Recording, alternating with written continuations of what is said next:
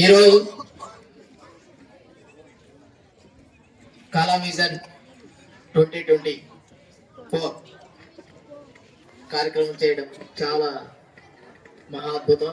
ఎందుకంటే మన సార్ వాళ్ళు చెప్పారు, చాలా మేధావులను తయారు చేసి వాళ్ళ దేశం కోసం సైంటిఫిక్ రంగంలో సాంకేతిక పరిజ్ఞానంలో అందిపుచ్చుకోవాలనే ఉద్దేశంతో ఈ కార్యక్రమాన్ని ఏర్పాటు చేశారు. ఈ కార్యక్రమానికి విచ్చేసినటువంటి చాలా మంది చాలా సీనియర్ ఉపాధ్యాయులు ఉన్నారు.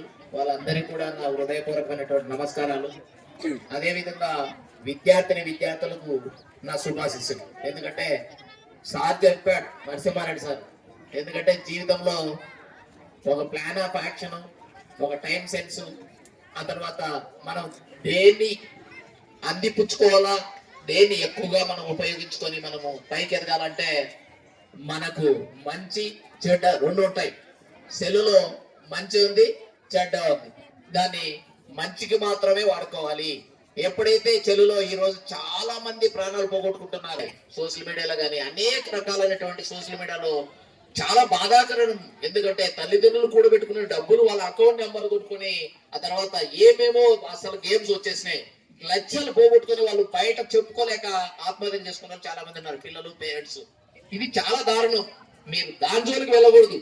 మీరు మీకు ఇచ్చినటువంటి తల్లిదండ్రులు పెట్టుకున్నటువంటి ఆశలు ఒమ్ము చేయకుండా అద్భుతంగా కాలాన్ని ఉపయోగించుకుంటూ, టైం సెన్స్ చాలా ఇంపార్టెంట్. అది వెళ్ళిపోతా ఉంటుంది, మన చేతిలో లేదు. టైం ఇస్ గోల్డ్ అంటారు. ఎందుకంటే టైం అనేది ఎవరి చేతిలో ఉండదు, అది ఎక్కడ నిలబడదు. ఉదయం అవుతుంది, మళ్ళీ సాయంత్రం అనుకుంటాం. రోజుకు పిల్లాడు ఎదుగుతా అంటే మా వాడు చిన్నోడు 2 సంవత్సరాలు.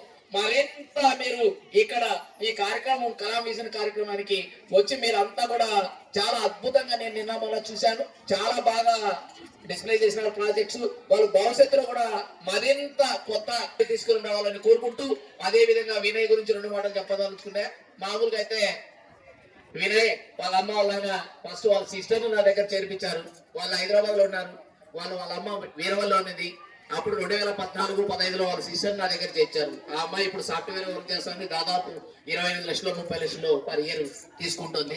వాళ్ళ చెల్లెలు వచ్చిన తర్వాత నా దగ్గర చేర్పించిన తర్వాత వినయన్ కూడా ఏం చేశాడు, చాలా మెచ్యూర్డ్ ఫెలో. ఫస్ట్ ఇయర్ ఆ తర్వాత అక్కడ వాడు చాలా ఇండిసిప్లిన్ వాడి చెప్పుకున్నాడు.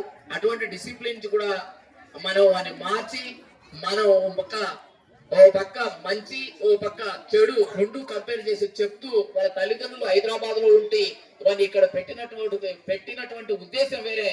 ఇక్కడ ఏదో చెడిపోతున్నాడు అనే ఉద్దేశంతో మన దగ్గర వచ్చి చెడిపోకూడదనే ఉద్దేశంతో నేను వారికి కొన్ని సలహాలు ఇవ్వడం, అవసరమైతే కొట్టడం చాలా బాగా సీరియస్ గా తీసుకున్నాను. అటువంటి పరిస్థితుల్లో ఇంటర్మీడియట్ కూడా 735 40 మార్కులుగా 730 మార్క్స్ వచ్చాయి. తర్వాత వాడు డిగ్రీ చేశాడు, తర్వాత MBA చేశాడు. ఈ రోజు ఇన్నోవేటివ్ గా ఏది కూడా ఆలోచన చేస్తాడు. అందరినీ కూడా కలుపుకొని పోయి ప్రైవేట్ స్కూల్స్ తో కూడా కోయిన్సైడ్ చేసుకుని ఇంత గొప్ప కార్యక్రమం చేసినటువంటి మా వినయ్ కుమార్ గారికి, ఆ తర్వాత ఇక్కడ వేదికనిచ్చినటువంటి మా ఫ్రెండ్, మేమిద్దరం దాదాపు 40 సంవత్సరాల నుంచి కూడా క్లాస్మేట్స్ వెంకటరామరెడ్డి గారికి అందరికీ కూడా మరొకసారి నమస్కారాలు తెలియజేసుకుంటున్నాను. సో అందరి గురించి చెప్పారు కానీ లాస్ట్ ఫైనల్ గా ఒకరి గురించి చెప్పాలి. సో వెన్యూ ఇచ్చిన వాళ్ళు మన గొప్ప వాళ్ళు ఎప్పుడైనా కూడా గుర్తుపెట్టుకొని, ప్రోగ్రామ్ జరిగిందంటే వెన్యూ మస్ట్, అవునా కదా. సో మనం వెన్యూ ఇచ్చిన సందీప్ స్కూల్ యజమానికి మనం ముందుగా సందీప్ స్కూల్ కరెస్పాండెంట్ వెంకటరమణ గారికి ప్రత్యేకమైన ధన్యవాదాలు చెప్తాను.